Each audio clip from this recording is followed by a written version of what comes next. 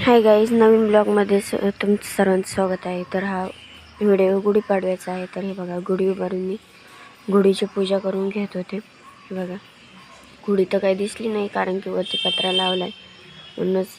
नंतर गुळ आणि ते लिंबाचं पाल्याचं ते मांडलं. तर दिवाळी लावून घेतला, अगरबत्ती पेटवून अगरबत्ती लावली. हे बघा, त्यानंतर यांनी नारळ फोडून घेतला तिथे व्हायला. आणि ते झाल्यानंतर मी दुसऱ्या दिवशी गहू वाळत घातले होते, तेच भरून घेत होतो आम्ही दोघे. हे बघा, हिंदवीचं तर काय चाललं होतं नखरे, जसं निवडून घेत आहे. नंतर हिंदवीचे बाबा गेले खाली गुन्हे घेऊन, तर आम्ही दोघे भरून घेत होतो हिंदवीचं. तर हे बघा, जिथं जाऊन केलेलं एक कामाची माझी बाई.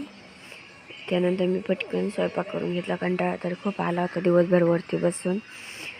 तर स्वयंपाक झाल्यानंतर हे बघा, भात लावून घेतलं वगैरे. त्यानंतर सॅलेड कापून घेतलं, कैरी, गाजर, कढीपत्ता.